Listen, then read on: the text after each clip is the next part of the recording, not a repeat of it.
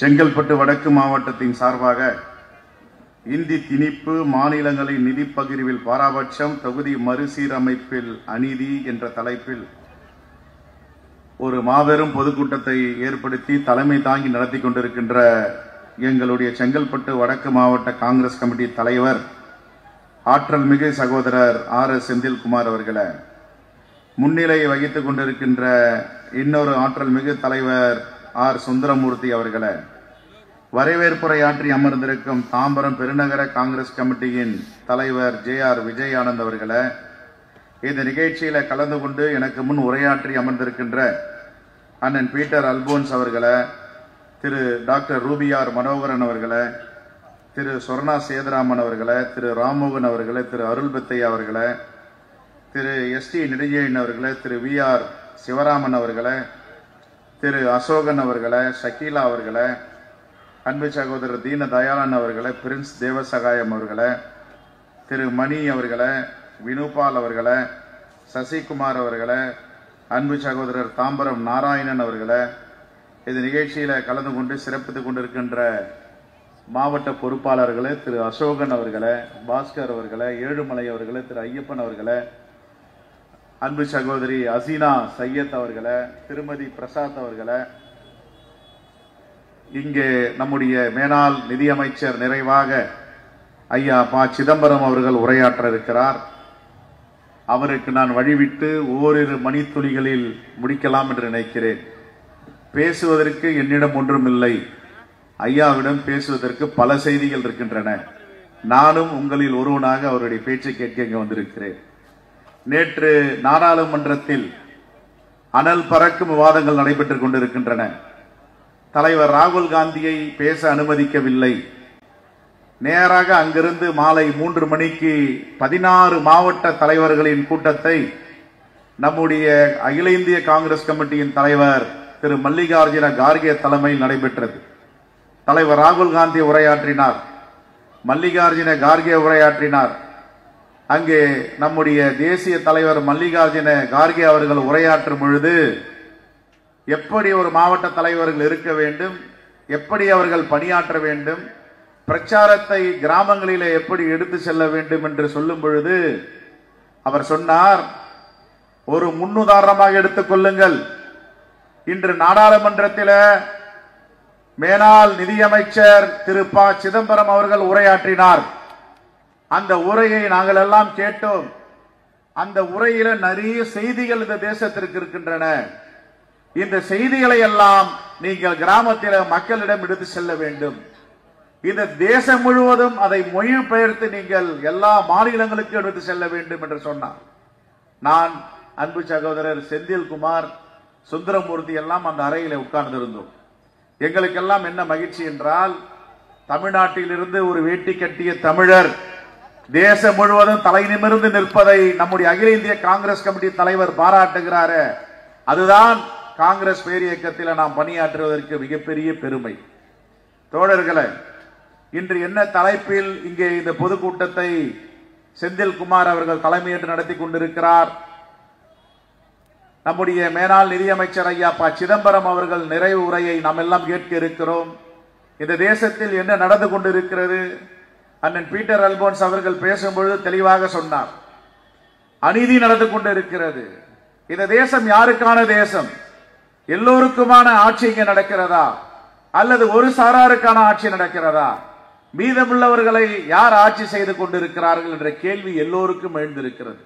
விலைவாசி உயர்வு, ஏற்றத்தாழ்வு, சாதிய பாகுபாடு, மத வேற்றுமை, எங்கு பார்த்தாலும் கலவரம், ஏற்றத்தாழ்வோடு ஒரு ஆட்சி இந்த தேசத்தில் நடக்கிறது என்றால் அது பாஜகவுடைய ஆட்சி.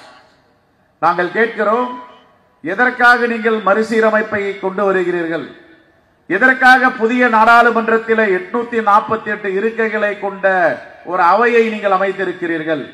உங்களுடைய நோக்கம் என்ன என்பது எங்களுக்கு தெளிவாக தெரிகிறது. ஆனால் இந்த தேசத்தில் தென் மாநிலங்கள் இல்லாமல் வட மாநிலங்களை வைத்து ஆட்சி அமைக்க முடியும் என்ற திட்டத்தை பாஜக தீட்டிக் கொண்டிருக்கிறது. இப்பொழுது கூட நாடாளுமன்றத்தில் எதிர்க்கட்சி தலைவராக இருக்கின்ற திரு ராகுல் காந்தி அவர்கள் பேசுவதற்கு வாய்ப்பில்லை.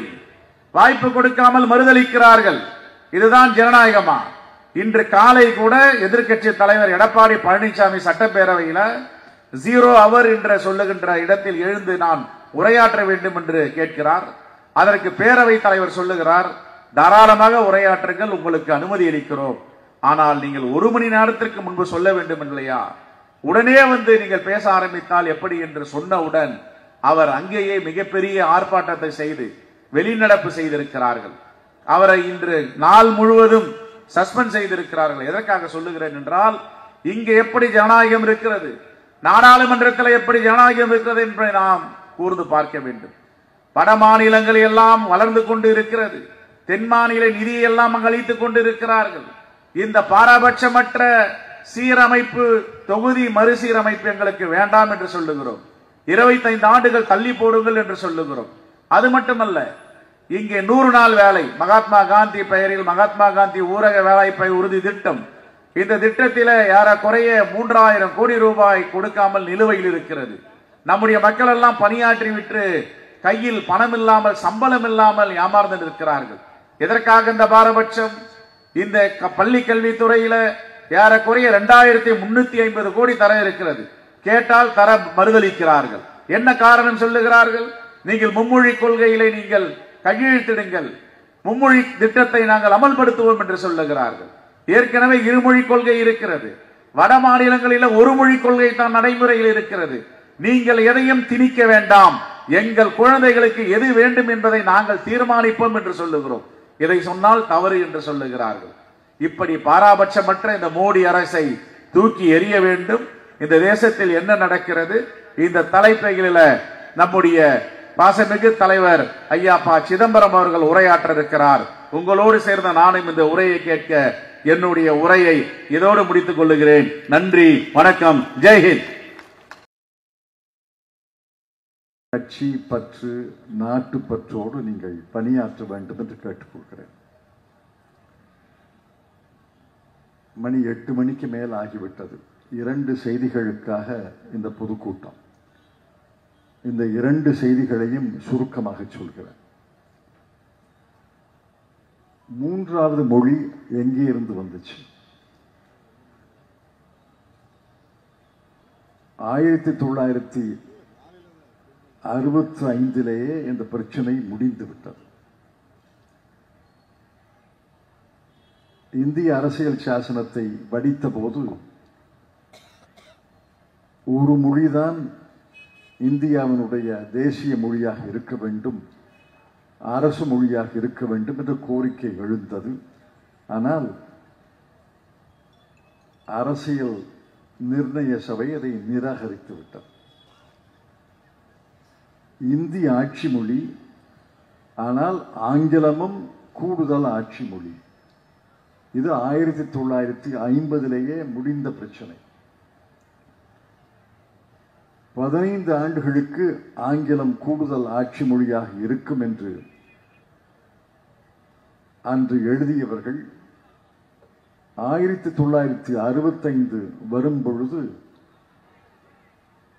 ஆங்கிலம் தொடர்ந்து இருக்க வேண்டும் என்று முடிவெடுத்ததால் 1963 ஜவஹர்லால் நேரு அவர்கள் இந்தி பேசாத மக்கள் விரும்பும் வரை, கவனமாக கேளுங்க, இந்தி பேசாத மக்கள் விரும்பும் வரை ஆங்கிலம் தொடர்ந்து ஆட்சி மொழியாக இருக்கும் என்று சொன்னார்.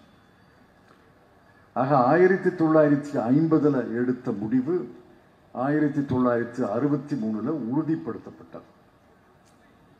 பிறகு 1965 இந்தி எதிர்ப்பு போராட்டம் வெடித்த போது இந்திரா காந்தி அவர்கள் டெல்லியிலே அமைச்சராக இருந்தார், பிரதமராக இல்லை, அமைச்சராக இருந்தவர் சென்னைக்கு பறந்து வந்து, நான் என் தந்தை கொடுத்த வாக்குறுதியை மீண்டும் தருகிறேன், இந்தி பேசாத மக்கள் விரும்பும் வரை ஆங்கிலம் ஆட்சி மொழியாக இருக்கும் என்று சொன்னார். இன்னைக்கு 60 ஆண்டுகளுக்கு பிறகு ஏன் பிரச்சனையை கிளப்புகிறார்கள்? அதை முதல்ல கேட்கணும். 1950, 1963, 1965 முடிஞ்ச பிரச்சனையை 60 ஆண்டுகளுக்கு பிறகு 2021 ஏன் கிளப்புறாங்க? ஏன் கிளப்புறாங்கன்னா அடுத்த வருஷம் தேர்தல் வருது, அதனால தான் கிளப்புறாங்க. இந்த தேர்தல் வராட்டி இந்த பிரச்சனையை கிளப்ப மாட்டாங்க. நரேந்திர மோடி எப்பொழுது பிரதமராக வந்தார்? 2004.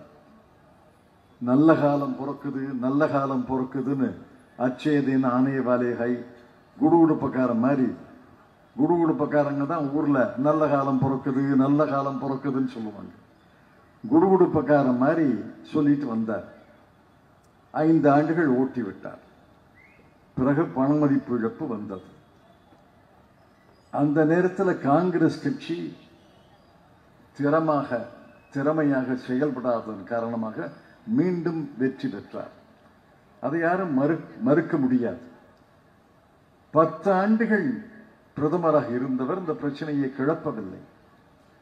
3வது முறை மிகப்பெரிய அடி, சம்மட்டி அடியாக தந்திருக்க வேண்டும். தமிழ்நாடு சம்மட்டி அடி தந்தது, கேரளம் சம்மட்டி அடி தந்தது. ஆனால் வட மாநிலங்களில் சம்மட்டி அடி தரவில்லை. ஏதோ இருந்தோம் பிழைச்சோம்னு 240 இடங்களை பெற்று 400 இடங்கள் பெறுவோம் என்று சொன்னார்கள். 240 இடங்கள் தான் பெற்றார்கள். 240 இடங்களை பெற்று 2 சிறிய கட்சிகளோடு துணை வைத்துக் கொண்டு ஆட்சி அமைத்து விட்டார். மறுக்கல. இந்த வருஷம் ஏன் கிளப்புறாங்க? ஒரு காரணம், தமிழ்நாட்டில் அடுத்த ஆண்டு தேர்தல் வருகிறது. 2வது காரணம், இந்தி பேசும் மாநிலங்களில் இந்தி உணர்வை, இந்தி வெறியை மீண்டும் மூட்ட வேண்டும் என்பதற்காக. இல்லைன்னா பிரச்சனையே கிடையாது. நம்ம பார்த்து 3 மொழிகளை கற்க வேண்டும் என்கிறார். நான் கேட்கிறேன், இங்க கேந்திரிய வித்யாலயா இருக்குன்னு சொன்னாங்க. தமிழ்நாட்டில் 52 கேந்திரிய வித்யாலயங்கள் இருக்கின்றன. 52. என்னுடைய சிவகங்கை மாவட்டத்தில் 2 இருக்கு, தாம்பரத்தில் 1 இருக்கு. அந்த மாதிரி தமிழ்நாடு முழுவதும் 52 கேந்திரிய வித்யாலயா பள்ளிக்கூடங்கள் இருக்கின்றன. இதை யார் நடத்துகிறார்கள்? மத்திய அரசு. எந்த அமைச்சர்? மத்திய அரசினுடைய கல்வி அமைச்சர். எந்த தலைவர்? மத்திய அரசுடைய பிரதம மந்திரி. இப்ப வாங்க கேந்திரிய வித்யாலயாவுக்கு போவோம். அங்க 52 கேந்திரிய வித்யாலயாக்கள்லையும் ஆங்கிலம்தான் பயிற்சி மொழி. அடுத்த மொழி, 2வது மொழி ஹிந்தி அல்லது சமஸ்கிருதம். 3வது மொழியே கிடையாது. தமிழ் ஆசிரியர்களே கிடையாது. தமிழ்நாட்டில் 52 கேந்திரிய வித்யாலயாக்கள்ல ஒரு தமிழ் ஆசிரியர் கூட கிடையாது. தமிழ்நாட்டில் இருக்கிறாங்க, அவங்களை யாரும் இழுத்து மூட சொல்லலையே.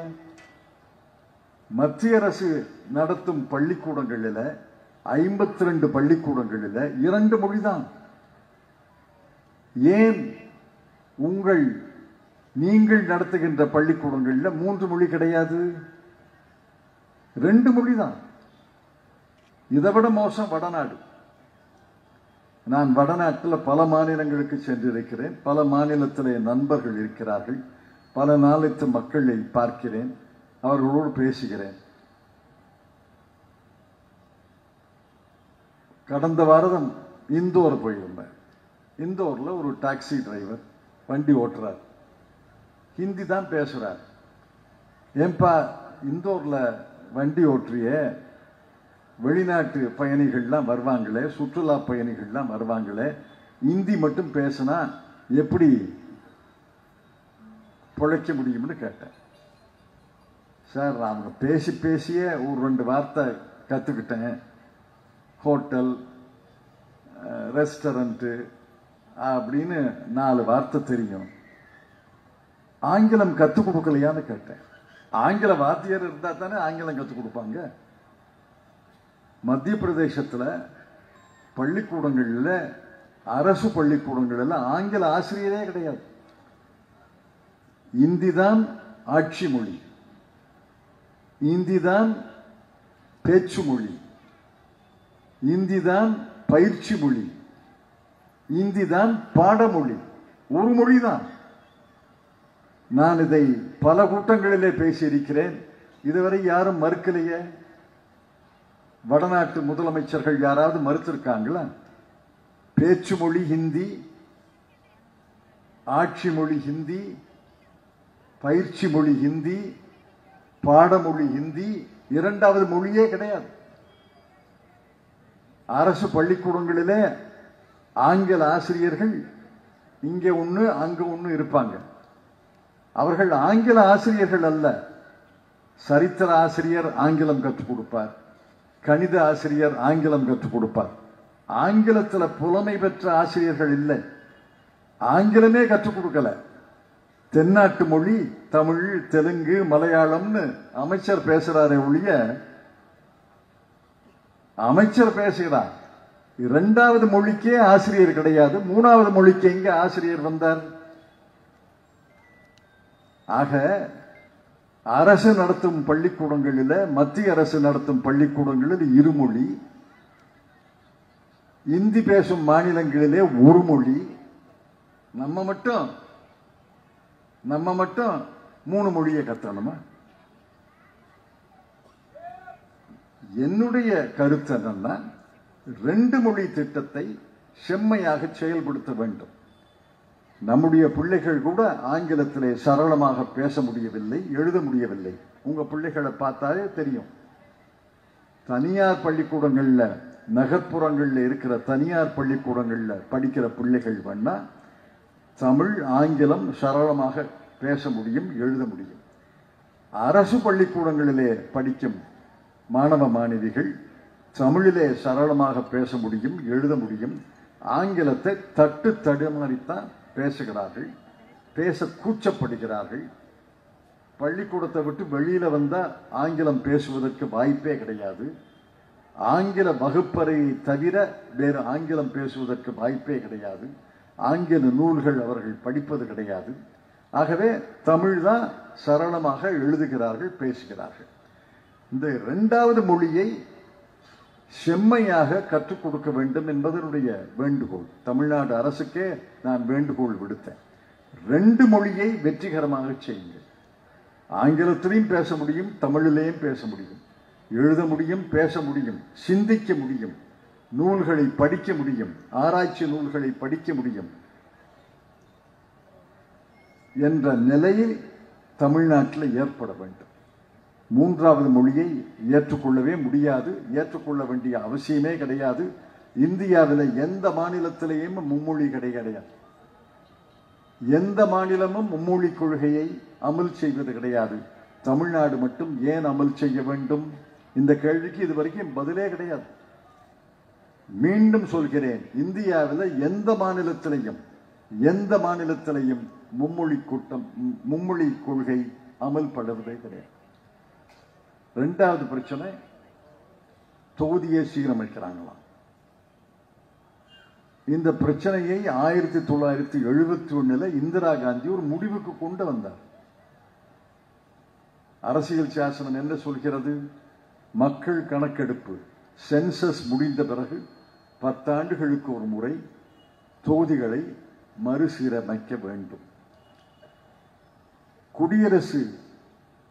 அரசியல் சாசனம் குடியரசு பிறந்த பிறகு, அரசியல் சாசனம் எழுதிய பிறகு முதல் சென்சஸ் 1961 நடந்துச்சு.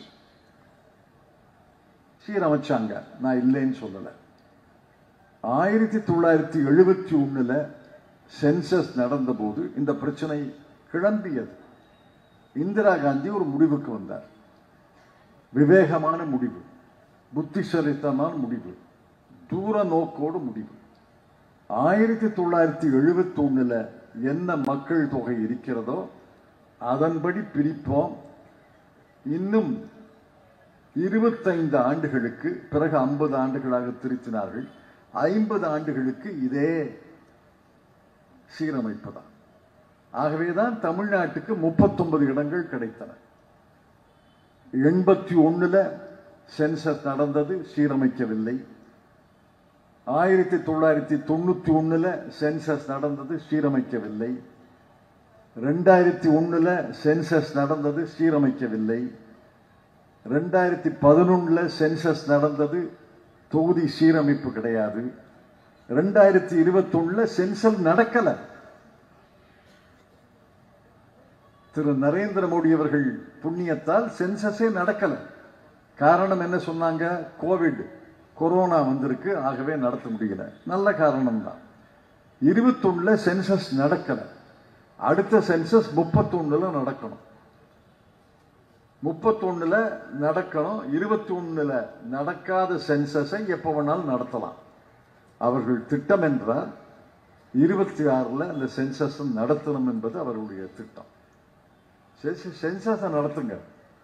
உடனே சென்சஸ் முடிந்த பிறகு சீரமைப்பு. சீரமைத்தா என்ன ஆகும்? இப்ப ஒரு மாநிலத்தினுடைய, நாட்டினுடைய மக்கள் தொகை அதிகரிப்பு என்பது ஒரு பெண் எத்தனை குழந்தைகளை பெற்றுக் கொள்கிறார், அதானே கணக்கு. ஒரு பெண் எத்தனை குழந்தைகள், அந்த தாய்மை பருவத்தில் 16 வயதிலிருந்து ஒரு 50-52 வயதுக்குள்ள தாய்மை பருவம். அந்த தாய்மை பருவத்தில் சராசரியாக அந்த மாநிலத்தில், அந்த நாட்டில் எத்தனை பெண்களை, எத்தனை குழந்தைகளை ஒரு பெண் பெற்றுக் கொள்கிறார்? தமிழ்நாடு 1.7, ஆந்திரா 1.7, தெலுங்கானா 1.7, கர்நாடகம் 1.8, கேரளம் 1.8, பீகார் 3.5,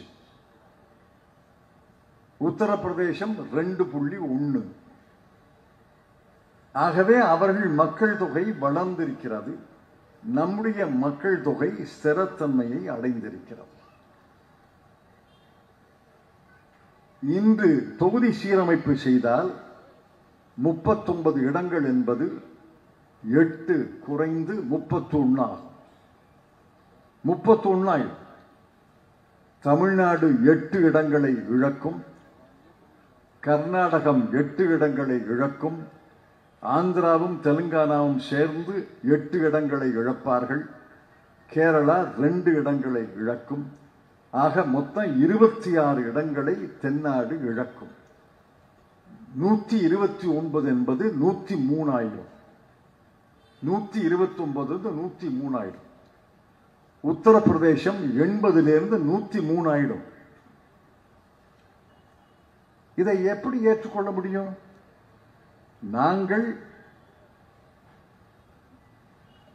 நாம் இருவர் நமக்கிருவர் என்பதை கடைபிடித்தோம். குடும்ப கட்டுப்பாடு திட்டத்தை செம்மையாக நிறைவேற்றினோம். பிள்ளைகள் பெறுவதை குறைத்துக் கொள்ள வேண்டும் என்று அரசு திட்டத்தை ஏற்றுக்கொண்டு செயல்படுத்தினோம். தென்னாடு ஏறத்தாழ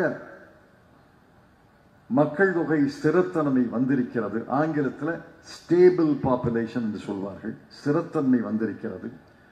வடநாட்டில் குழந்தைகள் கூட பிறப்பதால் அதை நான் குறை சொல்லவில்லை. அவர்களுக்கு வளர்ச்சி ஏற்பட்டு, கல்வி மேம்பட்டு, வசதிகள் ஏற்பட்டு, மருத்துவ வசதி ஏற்பட்டால் அவர்களுக்கும் குறையும். அதில் ஒன்றும் சந்தேகமே கிடையாது. உலகம் முழுவதும் ஸ்திரத்தன்மையை நோக்கி பல நாடுகள் போய்கொண்டிருக்கின்றன. உத்தரப்பிரதேசமும் பீகாரும் அந்த வழியில போகும். அந்த மக்களுக்கு என்னுடைய நல்வாழ்த்துக்களை தெரிவித்துக் கொள்கிறேன். ஆனா இன்றைய மக்கள் தொகையில 2025 மக்கள் தொகையில மறுதொகுதி சீரமைப்பை செய்தீர்கள் என்றால் நம்முடைய எண்ணிக்கை குறையும், அவர்கள் எண்ணிக்கை கூடும். அது என்ன நியாயம்னு கேட்கிறேன். இது நியாயமான கேள்வியா இல்லையா? இது நியாயமான கேள்வியா இல்லையா என்பதை மக்கள் தானே சொல்ல வேண்டும். 4 மந்திரி உட்கார்ந்து இது நியாயம், ஆக தமிழ்நாட்டு, தென்னாடு, கேரளா 26 சீட்டை 26 இடங்களை கழிப்போம், உத்தரப்பிரதேசத்தில் கூட்டுவோம்னா எப்படி ஏற்றுக்கொள்ள முடியும்? இப்பவே நம்ம குரல் கேட்க மாட்டேங்குது. 543 பேர்ல 543 உறுப்பினர்கள் உள்ள மக்களவையில் தென்னாட்டுக்கு 129 தான். ஏறத்தாழ கால் பகுதி தான். அந்த கால் பகுதி இன்னும் குறைஞ்சா என்ன குரல் கிடைக்கும்? நமக்கு என்ன மரியாதை கிடைக்கும்? நம்முடைய முதலமைச்சர் அங்க போனா யார் மரியாதை செலுத்துவார்கள்? ஆகவேதான் சொல்கிறோம், 50 ஆண்டுகள் 1971 இப்ப 54 ஆண்டுகள் இதே நிலைமை இருக்கிறது. அந்த 54 ஆண்டுகள்ல ஒன்னும் பிரளயம் ஏற்படலையே, 54 ஆண்டுகள்ல பூகம்பம் ஏற்படலையே, புரட்சியா ஏற்பட்டுச்சு. உத்தரப்பிரதேச மக்கள் எங்களுக்கு கூட பிரதிநிதித்துவம் வேணும்னா தெருவுக்கு வந்தாங்க இல்லையே, அமைதியைத்தான் இருக்காங்க. அவங்களுக்கு விரும்பிய கட்சியை தேர்ந்தெடுக்கிறாங்க, நமக்கு விரும்பிய கட்சியை நாமும் தேர்ந்தெடுக்கிறோம். நாடாளுமன்றத்துக்கு அவர்கள் வாக்களிக்கிறார்கள், நாமும் வாக்களிக்கிறோம். அவர்கள் வெற்றி பெறுகிறார்கள், ஆட்சி அமைக்கிறார்கள். நமக்கு ஒன்றும் ஆட்சேபனை கிடையாது. ஆனால் இந்த மக்கள் தொகை, இன்றைய மக்கள் தொகை படி மறு தொகுதி சீரமைப்பு செய்தால் பாரதிய ஜனதா கட்சி என்ன கணக்குன்னா 7 மாநிலங்களிலே வெற்றி பெற்றால் மத்தியில் ஆட்சி அமைக்க முடியும். 7 மாநிலங்களிலே வெற்றி பெற்றால் மத்தியில் ஆட்சி. தமிழ்நாட்டுக்கு நரேந்திர மோடி வரவே வேண்டாம், விந்திய மலைக்கு தெற்க வரவே வேண்டாம். நீங்க 103 பேர் எப்படியாவது ஓட்டு போடுங்க, நாங்க வேட்பாளரே போடல, கட்சி கொடியே கட்டல, பிரச்சாரமே செய்கிற 7 மாநிலத்திலே வெற்றி பெற்றால் அவர்தான் பிரதமர். இதை ஏற்றுக்கொள்ள முடியுமா? யோசிங்க. எவ்வளவு பெரிய கத்தி நம்முடைய கழுத்திலே தொங்குகிறது என்பதை பாருங்கள். ஆகவேதான் தமிழ்நாடு சட்டசபை, தமிழ்நாடு சட்டமன்றம் தீர்மானம் நிறைவேற்றி இருக்கிறது. கேரள சட்டமன்றத்தில் தீர்மானம் நிறைவேற்றப் போகிறார்கள். தெலுங்கானா சட்டமன்றத்தில் நேற்று முன்தினம் தீர்மானம் நிறைவேற்றி இருக்கிறார்கள்.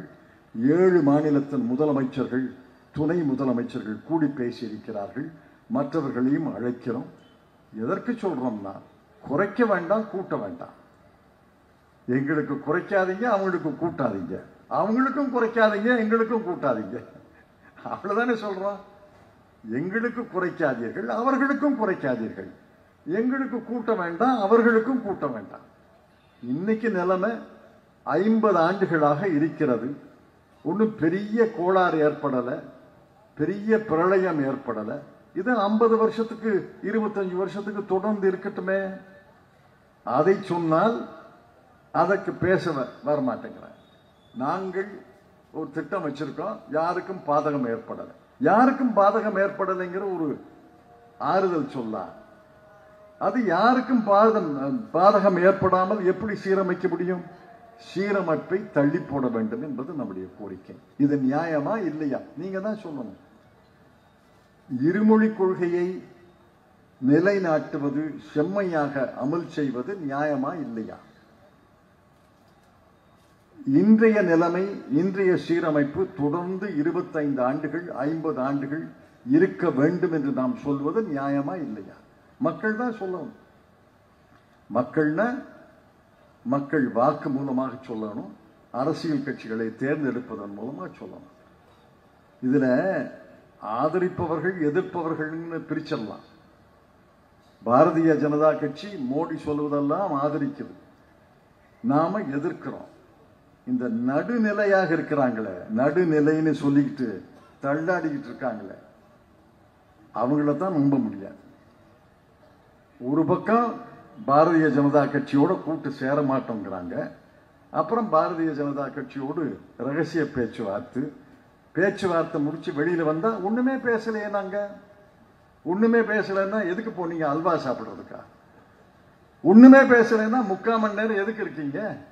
என்ன பேசுனீங்கன்னா ஒண்ணுமே பேசலையே.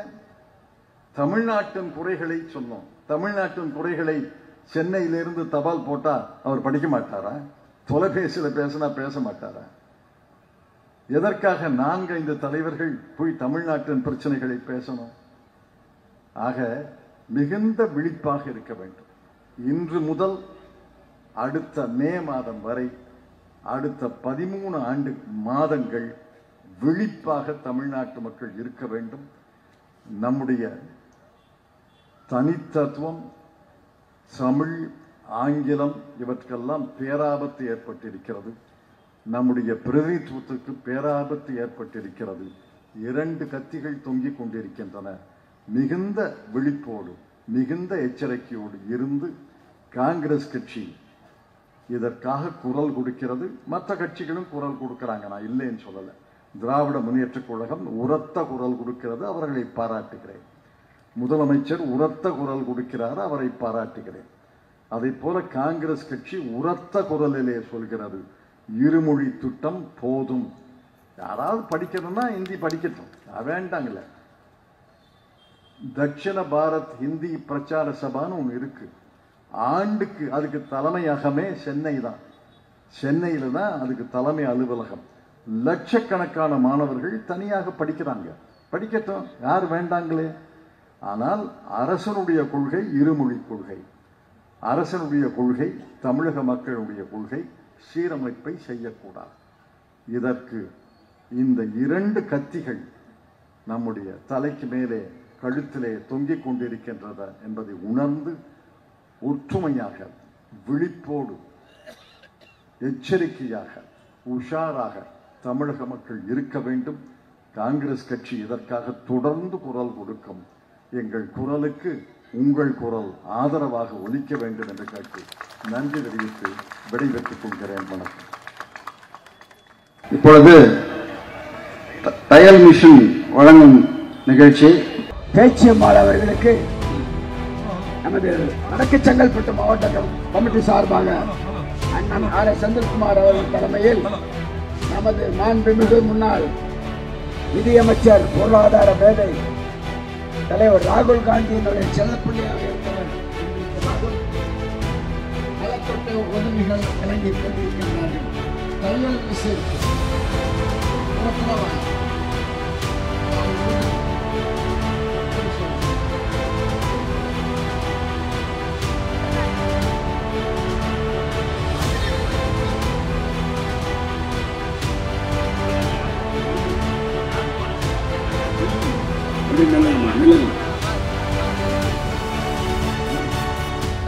ஆட்டோ ஸ்டாண்டை சேர்ந்தவர்கள் வாங்க. Auto stand